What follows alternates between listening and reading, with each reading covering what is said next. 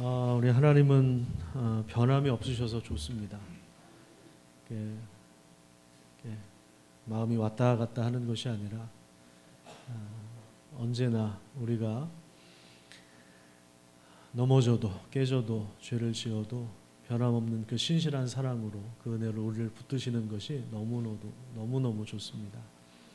잘 들리십니까? 아까 이지호 장로님 기도하실 때는 크게 잘 들렸는데 확실히 제 목소리가 성량이 작은 것 같아요. 같은 볼륨일 텐데 조금만 더 조절해 주시면 좋겠습니다. 변함없이 내가 너를 붙들겠다. 너가 죄를 지을 수도 있고 너가 넘어질 수 있고 너가 실수할 수 있는데 너의 후손들이 그렇게 될 수 있는데 그럼에도 불구하고 내가 너를 지켜줄 거야. 너를 계속해서 붙잡을 거야. 그 언약하신 말씀이 바로 다윗 언약입니다. 사무엘하 7장에 그 다윗 언약의 내용을 우리가 살펴봤죠. 하나님과 특별한 관계를 맺겠다라는 거예요. 다윗은 하나님을 위해서 성전을 건축하고자 하는 마음이 있었지만 하나님께서 말씀하시죠. 너가 나를 위해서 뭘 하는 것이 아니라 내가 너를 위하여 집을 지을 것이다. 그런데 하나님께서 지은 그 집은 다윗 왕조를 영원히 견고하게 하시겠다는 것입니다. 그들이 완전해서가 아닙니다. 그들이 완벽해서가 아닙니다. 그들도 넘어질 수 있고 실수할 수 있지만 그럼에도 불구하고 하나님의 은혜와 능력이 그들을 붙잡아 줄 거다. 이렇게 약속하신 거예요. 그래서 이스라엘의 왕들은 어떤 정치적인 야심이나 어떤 지도력이나 어떤 전략이나 이런 걸 통해서 나라를 강성하게 하는 것이 아니라 하나님과의 관계에 달려있다는 사실을 하나님이 다윗 언약을 통해서 보여주신 것입니다. 그래서 그 이후에 이제 8장으로 한번 가볼까요? 8장으로 가보면 8장 6절에 다윗이 어디로 가든지 하나님께서 이기게 하시니라 이렇게 말씀하고 있습니다. 참 얼마나 복된 말씀입니까? 하나님께서 다윗과 함께 하시겠다고 말씀하셨기 때문에 하나님의 은혜와 구원의 능력이 다윗을 승리의 길로 이끄시는 것입니다.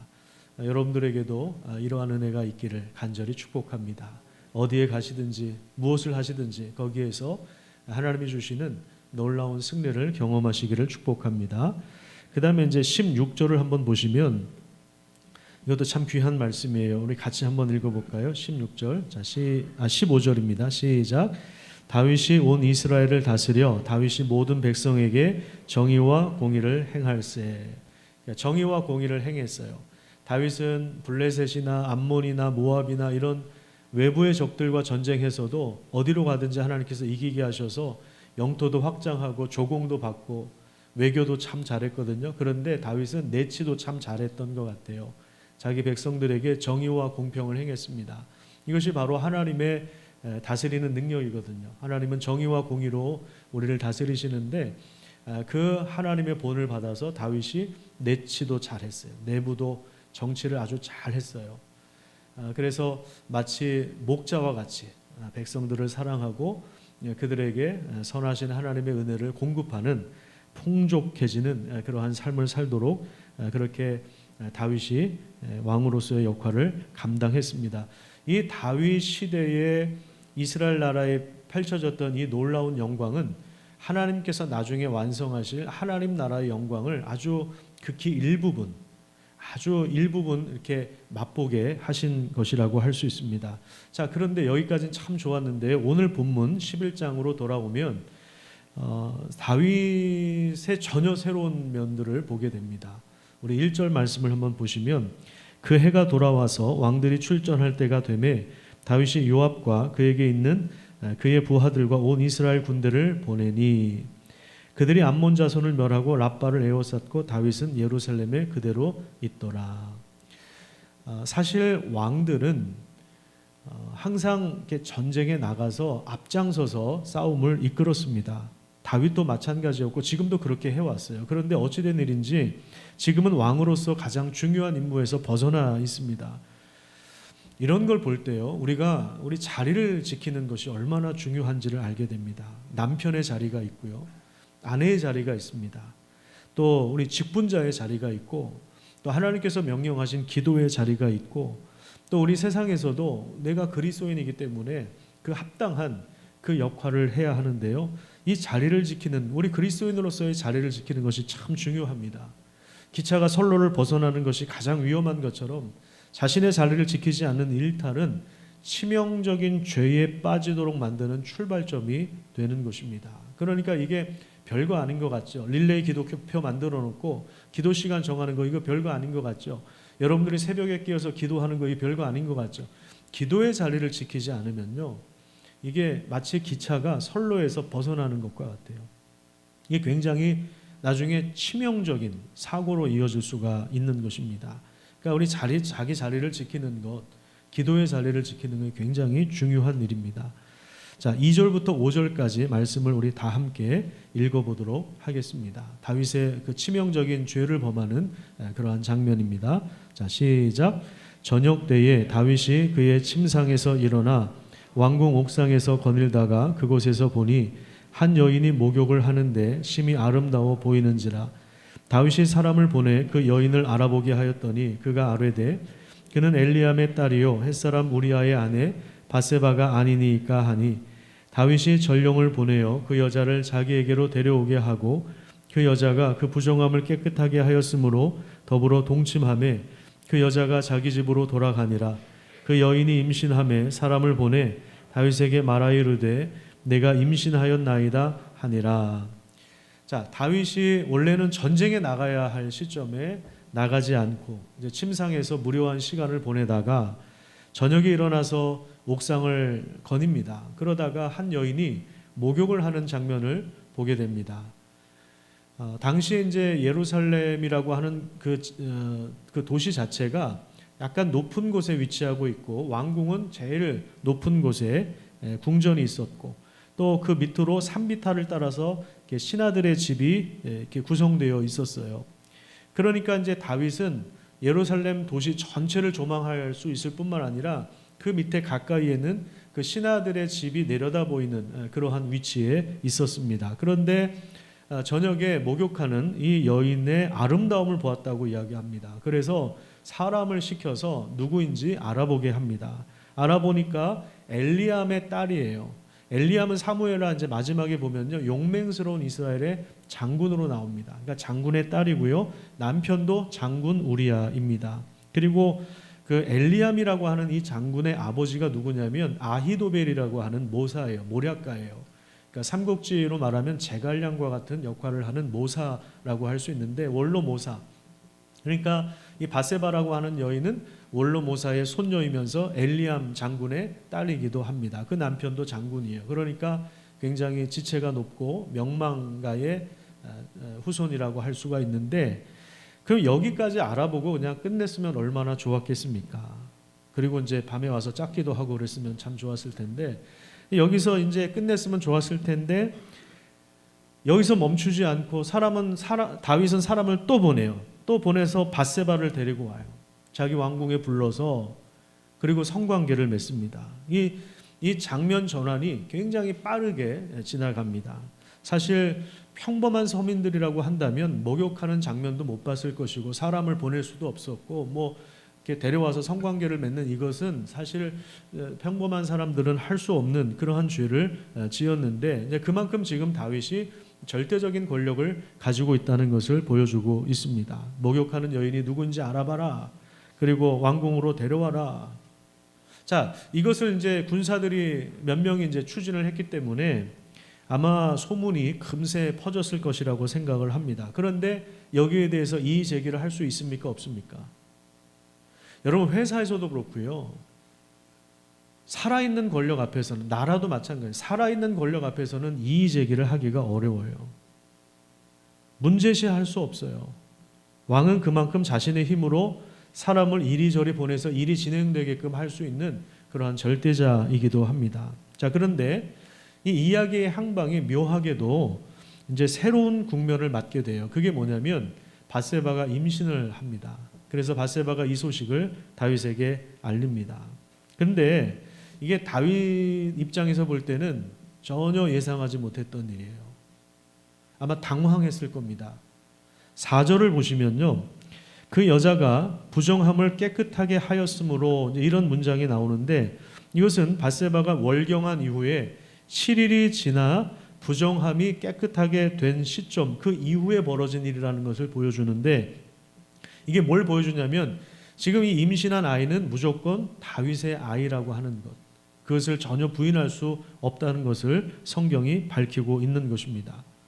다윗의 스캔들은 성공 이후에 찾아오는 중년의 위기라든지 또 제2의 사춘기의 유혹에 넘어간 심리적이고 윤리적으로 보는 그러한 사람들도 많이 있지만, 하지만 단지 성적인 일탈로 끝나는 것이 아니라 지금 성경이 계속해서 지금 이야기하고 있는 게 뭐냐면 권력의 남용을 지적하고 있는 것입니다. 이 권력 때문에 이런 죄를 지을 수 있었다 이 말이에요. 그러니까 고대 왕들은 지금 임기가 5년 이렇게 정해져 있는 대통령의 권력과는 비교할 수 없는 절대 권력을 누렸습니다. 민주국가에서는 사실 이 권력이 국민에게서 나오는 거거든요. 그러니까 대통령은 국민에게서 위임받은 권력을 가지고 이렇게 제한된 시간 동안에만 할 수가 있는 거예요. 그러다 보니까 정치를 잘 못하면 지지율이 떨어질 수 있고요. 헌법에 위배되는 행동을 하면 심지어 탄핵을 당할 수도 있습니다. 그런데 이 당시에는 왕이 윤리적으로 문제가 있다고 해서, 도덕적으로 문제가 있다고 해서 무슨 뭐 탄핵을 하거나 뭐 미투 운동을 벌이거나 지지율 조사를 하거나 뭐 문제 제기를 하거나 그럴 수 있는 그런 시대가 아니었어요. 그냥 말 그대로 그냥 권력이 아니라 절대 권력을 가지고 있었습니다. 더군다나 지금 나라는 이 얼마나 강성해졌습니까? 다윗이 정치를 잘하고 전쟁에서도 승리하고 다윗으로 인해서 지금 나라가 굉장히 부강해졌죠. 지지율은 엄청나게 올라가 있는 때였습니다. 그러다 보니까 다윗 스스로도 권력에 취해 있을 때였습니다. 매일 성경 해설에 보면 그 제목이 아마 그렇게 나와 있을 거예요. 권력에 취했다 이런 표현이 나왔는데요. 권력에 지금 취해 있는 그러한 상황이에요. 그러니까 지금 계속해서 사람들을 멈춰야 되는데 사람들에게 알아보게 하고 또 보내서 데려오게 하고, 나중에 어떻게 합니까? 자신의 죄를 덮기 위해서 전쟁을 치르고 있는 바세바의 남편을 불러오게 하죠. 이게 절대 권력자이기 때문에 가능한 일입니다.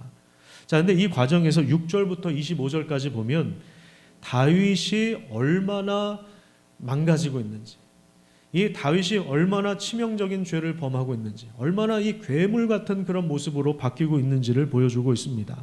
다윗이 전쟁하고 있는 우리야 장군을 불러들여서 상황을 물어요. 지금 판세가 어떠냐, 적군의 동향은 어떠냐, 요압 장군은 어떠냐, 이런 식으로 지금 판세를 물어요. 그러니까 우리야가 이러이러합니다 대답을 하는데 다윗은 건성으로 들어요. 그거 물어보려고 부른 게 아니거든요. 사실 자기 죄를 덮으려고 물어본 거잖아요. 다윗의 마음은 지금 자기 죄를 덮는 것에 온통 거기에 쏠려 있는 것입니다. 그래서 나중에 딱 이야기를 다 듣고 나서 수고했으니까 오늘은 집에 가서 자라, 특별 휴가를 내립니다. 그리고 특별한 음식을 주어서, 하사품을 주어서 집으로 들여보내서, 그래서 그 발을 씻어라, 그 이후에 뭐 하라는 거예요? 아내와 잘 관계를 맺어라, 좋은 시간 보내라, 이렇게 이야기를 하는 거죠. 이거는 이제 자신의 죄를 덮기 위한 알리바이를 만들고 자기 죄에서 벗어나고자 하는 그러한 시도입니다. 하지만 우리아는 거기 보면 참 재밌는 게 대답을 하지 않아요. 뭐 가겠습니다, 싫습니다, 뭐 대답을 전혀 하지 않고 왕궁 문의 앞에서 잡니다. 그리고 나서 이제 다음 날 다윗이 왜 안 갔냐, 집에 안 갔냐 이렇게 물어봐요. 그러니까 이렇게 말을 해요. 자, 11절 같이 한번 읽어보겠습니다. 시작. 우리아가 다윗에게 아뢰되 언약궤와 이스라엘과 유다가 야영 중에 있고 내 주 요압과 내 왕의 부하들이 바깥들에 진치고 있거늘 내가 어찌 내 집으로 가서 먹고 마시고 내 처와 같이 자리일까? 내가 이 일을 행하지 아니하기로 왕의 살아계심과 왕의 혼의 살아계심을 두고 맹세하나이다 하니라. 여러분, 정말 대단한 충성심이죠. 그렇죠? 군인 정신이 여전히 살아있죠. 말년 병장 느낌이 아니라 기강이 꽉 그냥 잡혀있는 그러한 충성심을 보이고 있는데, 그런데 여기 이렇게 가만히 보면은요, 다윗 입장에서 볼 때 굉장히 섬뜩할 만한 장면이 나와요. 이게 뭐냐면, 내가 어찌 내 아내와 같이 내 아내와 함께 성관계를 누릴 수 있겠습니까? 라고 하면서 절대 그럴 수 없습니다. 맹세하는데 누구의 이름을 걸고 맹세해요? 다윗의 이름을 걸고 맹세해요. 다윗의 살아계심과 다윗의 그 혼의 살아계심을 두고 맹세합니다. 이 두 번을 얘기해요. 한 번만 해도 되는데, 아니 굳이 안 해도 되는데 두 번이나 다윗의 이름을 걸고 맹세하는 거예요. 자, 그러니까 지금 이 11절을 가만히 보면요, 전쟁이 진행 중에 있어서 군기가 잡혀서 군인으로서 충성된 것을 드러낼 수도 있어요. 그런 면도 분명히 있을 겁니다. 그런데 아마도 우리아는 소문을 이미 들었을 가능성이 상당히 많습니다. 소문이라고 하는 것이요, 한 사람을 통해서도 금방 퍼져요. 근데 지금 다윗이 밧세바를 알아보게 했을 뿐만 아니라 밧세바를 왕궁으로 데려온 것도 그렇고, 갈 때는 또 혼자 가고, 근데 나중에 임신하는 소식도 또 사람을 보내서 밧세바가 전해주지 않습니까? 여러분, 이 과정에서 이게 몇 명이 알았겠어요? 최소한 5명 이상 알았겠죠. 5명을 통해서 이미 소문이 났다고 봐야 됩니다. 그렇다면, 그런 측면에서 본다면 지금 우리아의 이 대답은 다윗과 성관계를 맺은 아내를 만나고 싶지 않았을 거예요. 그거 하나 있었을 것 같고요. 그 다음에 또 하나는 왕궁 문 앞에서 잠을 잔다라고 하는 것은요, 어떤 의미에서는 왕의 명령에 항명하는 거예요. 조용히 지금 반항하고 있는 거예요. 대답도 하지 않고 그러니까 개기고 있는 거예요, 지금. 그러니까 이제 다윗이 자기가 계산한 대로 안 되니까 다음에 또 술을 씁니다. 뭐 술을 먹이기도 하고, 술 취한 상태로, 좀 몽롱한 상태로 이제 집에 가라, 그렇게 이야기를 하죠. 근데 우리아가 여전히 그렇게 하지 않아요. 계속해서 반항을 하는 거죠. 그래서 결국 어떻게 합니까? 다윗이 우리아의 그 손에 편지를 보내요. 밀봉된 편지를 보내요. 근데 그 편지의 내용이, 자, 한번 볼까요? 15절을 한번 보세요. 사람이 이렇게 악할 수 있을까요? 15절에 보시면 뭐라고 이야기합니까? 그 편지에 써서 이르기를, 너희가 우리아를 어디에다 내보내라고 합니까? 맹렬한 싸움, 그러니까 최전방에 두고 너희는 뒤로 살짝 빠져라. 살짝 빠져라. 그게 뭐예요? 고립시켜서 죽이라는 거예요. 어떻게 이렇게 잔인할 수가 있습니까? 그의 아내를 범한 것도 모자라서 그를 죽이려고 하는 이 잔인함. 하나님을 그렇게 추구했던 다윗이, 하나님을 그렇게 사랑했던 다윗이, 수많은 하나님의 기적과 돌보심을 경험했던 다윗이 어떻게 이런 은혜를 지을 수가 있는 것입니까? 결국에 다윗이 계획한 대로 우리아가 죽어요. 우리아가 죽고 장례 기간이 끝난 후에 이 과부가 된 밧세바를 자신의 아내로 삼아요. 그리고 그 후에 아들이 태어납니다. 다윗은 절대 권력을 가지고 이 모든 상황을 통제하고 이리저리 사람을 보내서 자신에게 유리하게 모든 것을 만들어 갔습니다. 다윗은 죄에서 벗어난 듯 보였고요. 우리아가 죽어준 덕분에 아름다운 아내도 얻고 아들도 얻었습니다. 권력의 힘으로 죄를 덮었고, 그리고 상황을 통제합니다.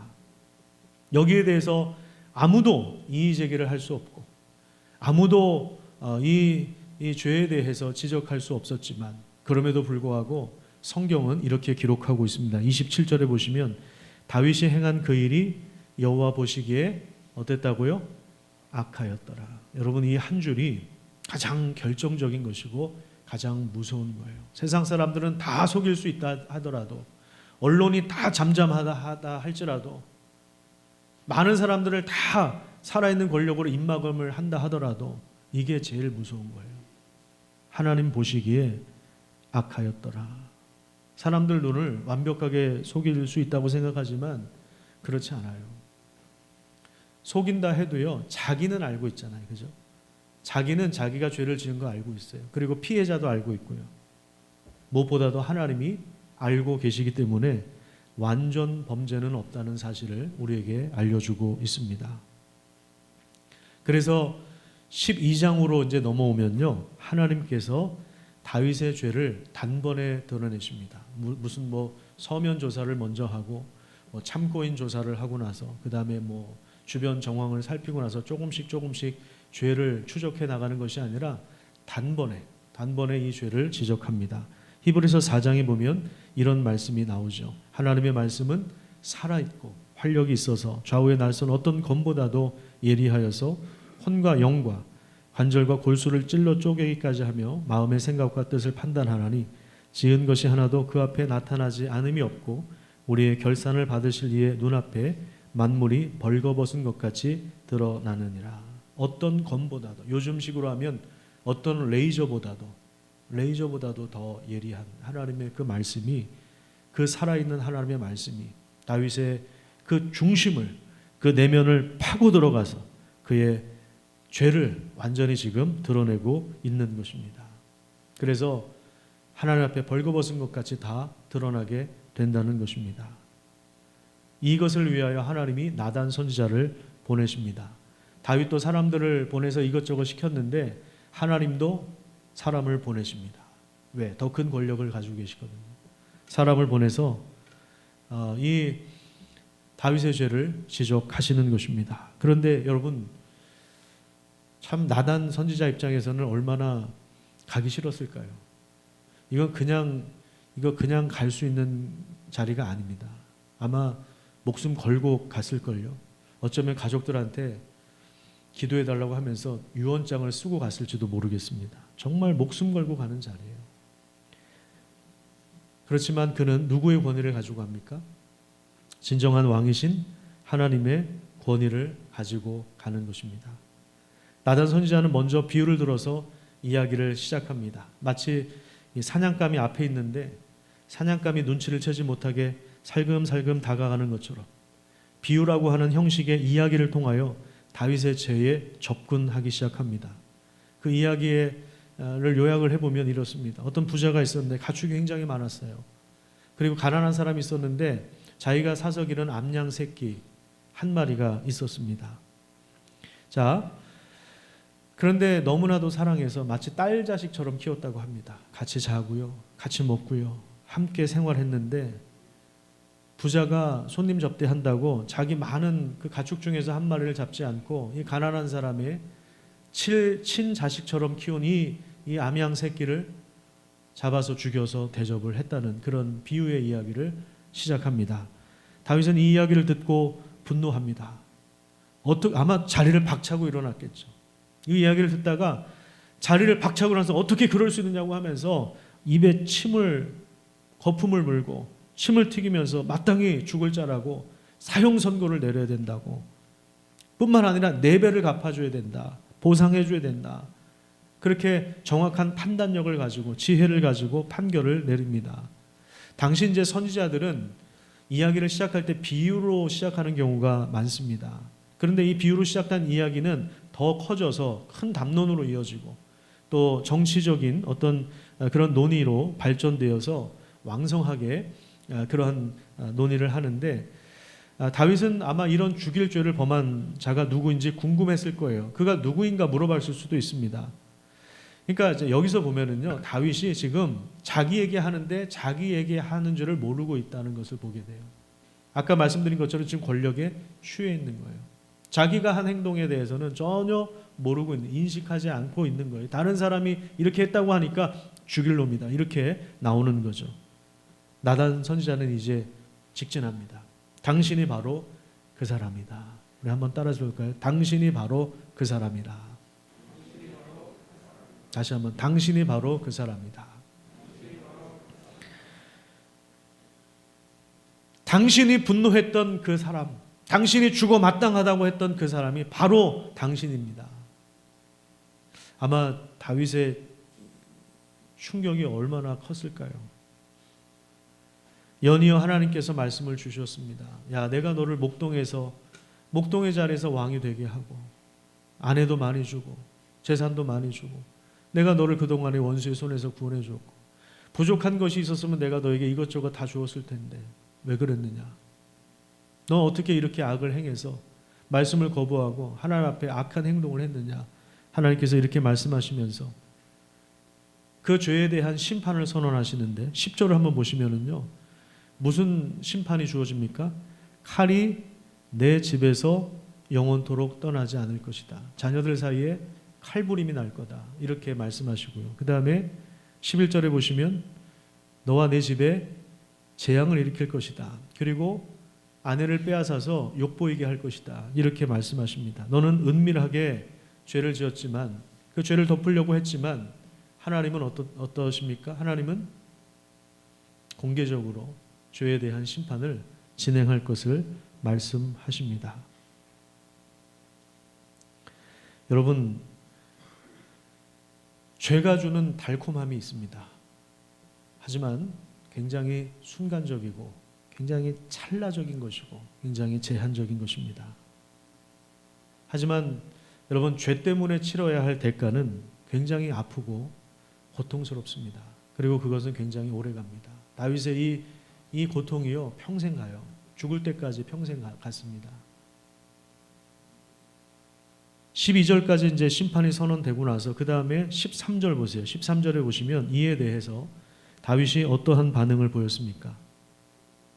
만약 끝까지 자신의 죄를 덮으려고 한다면 나단 선지자를 죽이라는 명령을 내렸을지도 모르겠습니다. 아니, 죽이는 것이 좀 그렇다면 선지자 노릇을 못하게 아마 했을 수도 있어요. 다윗 입장에서 볼 때 왕이니까 얼마나 잡아 뗄 수 있겠죠. 나 안 했다고 그럴 수도 있고요. 그 여인이 날 유혹했다고 할 수도 있을 것 같고요. 이게 뭐 합의에 의한 관계였다 뭐 이럴 수도 있는 거고요. 뭐 변호사가 뭐가 필요 있습니까? 뭐 기억이 안 난다 그럴 수도 있고요. 네가 직접 봤냐 이럴 수도 있고요. 봤어도 왕인데 뭐 그냥 죽여, 쟤 죽여. 그러면 더 이상 누가 죄를 지적할 수 있겠어요? 얼마든지 잡아 뗄 수 있는 상황이에요. 그런데 다윗이 깨끗하게 인정해요. 깨끗하게. 뭐라고 인정합니까? 13절을 보시면 내가 여호와께 죄를 범하였습니다. 깨끗하게 자기 잘못을 인정합니다. 그리고 철저하게 회개합니다. 그 옆에 시편 51편을 적어 놓으시고 집에 가셔서 한번 읽어보십시오. 제가 이번에 다시 한번 읽어보면서 몇 가지 조금 더 와닿는 내용이 있었는데 이런 고백을 합니다. 다윗이 이렇게 말해요. 내가 내 죄를 알고 있습니다. 내 죄가 항상 내 앞에 있습니다. 주께서 꺾으신 뼈들로 즐거워하게 해주십시오. 이런 표현을 하는데요. 무슨 말이냐면 죄를 감추려고 노력하는 과정에서, 죄를 짓는 과정뿐만 아니라 감추려고 하는 과정에서 더 큰 살인이 일어나고 이런 과정에서 다윗이 자기 죄를 분명히 인식하고 있었다는 것이고, 그리고 마치 뼈가 꺾인 것 같은 그런 고통. 이게 무슨 고통입니까? 하나님과의 관계가 깨져버렸을 때의 고통이에요. 여러분, 사람과 사람 사이에서도요, 관계가 깨지면 굉장히 고통스럽습니다. 이 부부 관계가 깨지면 이게 얼마나 고통스러워요? 이웃끼리 이 관계가 깨지면 얼마나 고통스럽습니까? 같이 일하는 동료와 이 사이가 깨지면 얼마나 고통스러워요? 그런데 그것보다도 창조주 하나님과의 관계가 깨져버리면요, 굉장히 고통스럽습니다. 그래서 그 마음속에 불안이 찾아오고요, 죄책감이 자꾸만 들고요, 불안하고 두려움이 들고요, 자존감이 떨어지고요. 이 죄라고 하는 것은 하나님과의 관계를 깨트리는 것이거든요. 마치 뼈가 꺾인 것 같은 이런 고통이 찾아오는 것입니다.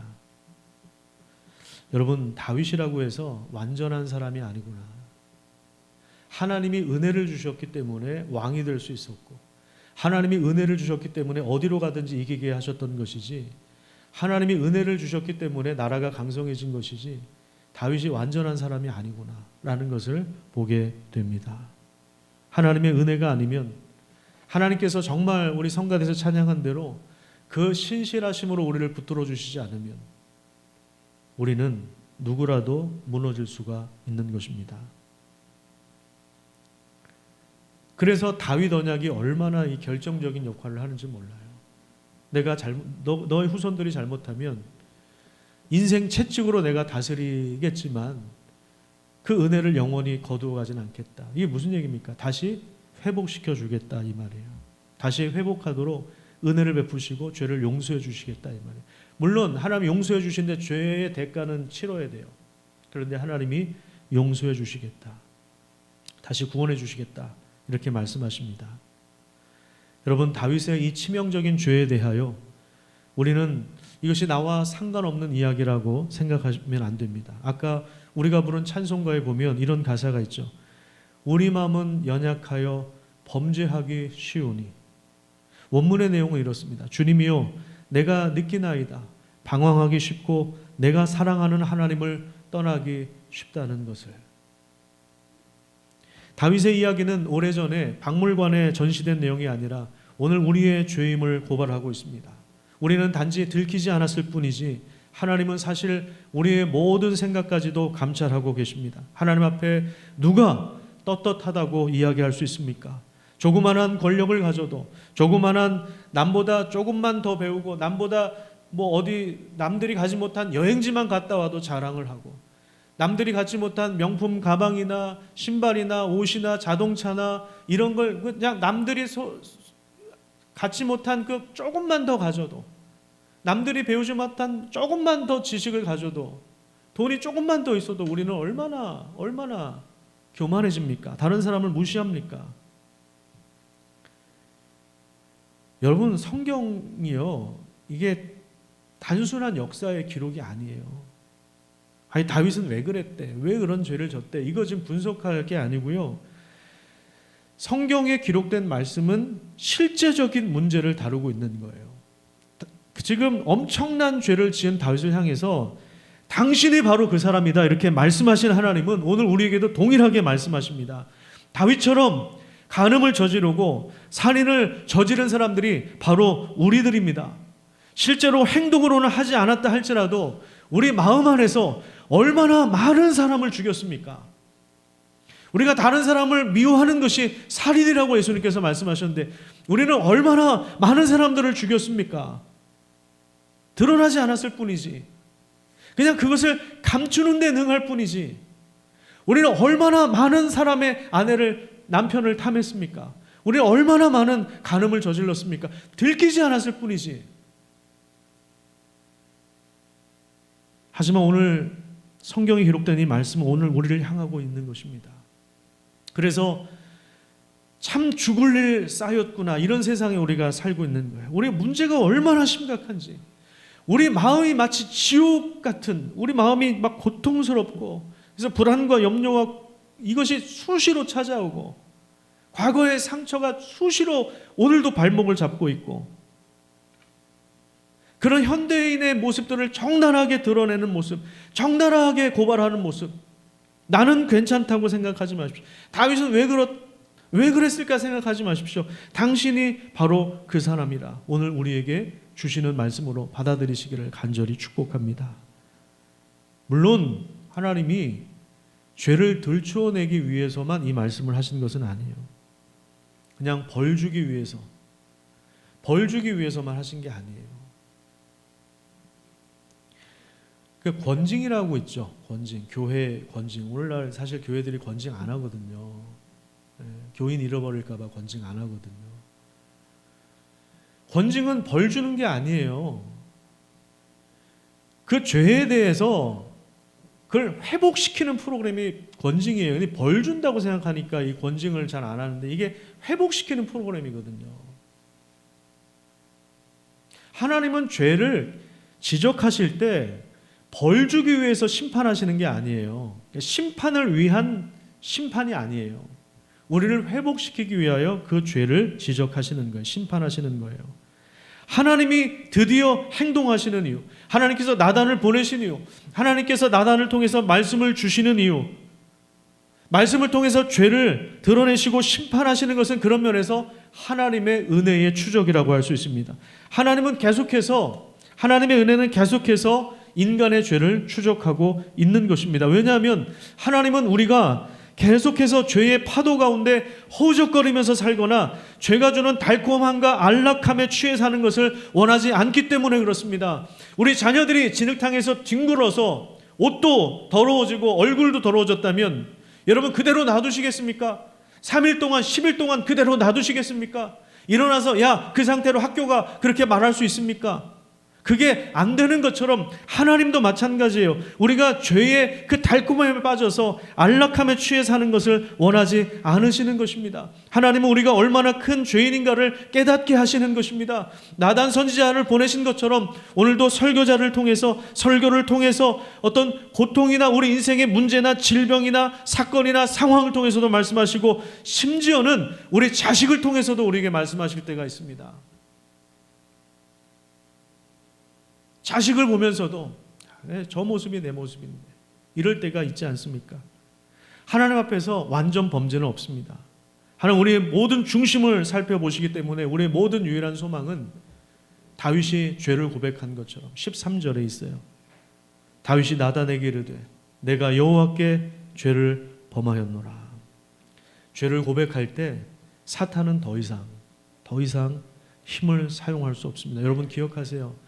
죄를 인정하지 않고 계속해서 죄를 덮으려고 한다면요, 죄는 또 다른 죄를 낳아요. 거기에 귀신이 역사하기 시작합니다. 귀신이 역사해요. 그거를 끊어낼 수 있는 것, 그게 기도의 힘이고 성령의 역사예요. 하나님의 은혜를 붙드시는 은혜가 있기를 간절히 축복합니다. 죄에 대한 진실한 회개는 하나님과의 관계를 새롭게 회복하는 길이 됩니다. 이게 첫 출발점이에요. 새롭게 하시는 하나님의 창조와 구원의 은혜에 참여하는 길이 되는 것입니다. 따라서 말씀은 우리를 하나님 앞으로 인도하는 통로가 되는 거예요. 그렇기 때문에 말씀을 들어야 됩니다. 계속해서 말씀을 묵상해야 돼요. 살아있는 그 말씀이 우리의 중심을 뒤흔들고 우리를 하나님께로 인도하는 거예요. 그 죄를 벗겨내고 하나님께로 나오게 하는 것입니다. 나단은 지금 다윗을 하나님 앞으로 인도하고 있는 거예요. 하나님 주신 말씀을 통하여 하나님께로 인도하고 있는 것입니다. 다윗은 이제 매를 맞아야 됩니다. 심판을 받아야 됩니다. 고통을 겪어야 됩니다. 하지만 거기서부터 다시 시작하도록 하나님께서 언약의 그 말씀으로 여전히 다윗 삶 가운데 은혜를 베풀어 주고 있다는 사실을 여러분 기억하시기를 바랍니다. 하나님의 말씀을 듣는 것, 우리가 기도할 수 있는 것, 우리 자리를 지키는 것, 이것이 복이라는 사실을 여러분 꼭 기억하시기를 바랍니다. 당신이 바로 그 사람이다. 나였군요. 하나님, 다른 사람의 죄라고 생각했는데, 다윗의 죄라고 생각했는데 그 치명적인 죄인이 바로 나였군요. 이 사실을 기억하고 하나님 앞에 나아가시기를 바랍니다. 또한 우리가 하나님께서 우리를 구원하신 이 은혜를 우리만 간직해서는 안 됩니다. 우리가 전도 축제를 하는 이유는 하나님의 말씀이 우리 이웃들을 가장 복되게 하는 통로가 되기 때문에 그래요. 당신이 바로 그 사람이라 말씀하신 하나님은 여호와께서도 당신의 죄를 사하셨습니다. 이런 은혜를 허락해 주실 것입니다. 그래서 여러분 주보에 보시면 찾는 이 명단을 작성하도록 속지로 나누어 드렸습니다. 그들 이름을 적는 것은 하나님 앞에 올려드리는 것입니다. 우리가 전도할 때 그 영혼이 죄를 용서받고 지옥의 불구덩이에서 구원받아서 하나님 나라에 들어갈 수 있다면 이 명단을 적어내는 일은 얼마나 거룩하고 복된 일이겠습니까? 그냥 교회에서 하라고 하니까 형식적으로 적어내지 마시고 내가 적는 이름이 하나님 앞에 기억되고 하나님이 기억하시고 하나님이 그들의 마음을 만지시고 그리고 그들에게 참된 생명을 허락해 주신다면 여러분 우리가 이름을 적는 것은 얼마나 귀한 일입니까? 여러분 오늘 예배 중에 예배가 끝나기 전에 이 이름을 적을 시간을 드릴 것입니다. 오늘 여러분들이 적는 이 이름을 적는 분들이 하나님의 은혜를 입고 변화된 삶을 살아가고 하나님의 구원의 은혜를 경험하는 놀라운 역사가 일어나기를 간절히 축복합니다. 우리 온라인에서 예배드리는 분들은 이 속지를 따로 받지는 못하셨겠지만 온라인을 통해서 주셔도 되고요. 자신의 이름과 찾는 애 이름을 적어주시면 돼요. 아니면 우리 목사님들에게 카톡으로 남겨주셔도 되겠습니다. 오늘 온라인에 이름을 올리고 예배 드리시는 분들은 그렇게 찾는 애 명단을 작성해 주시기를 바랍니다.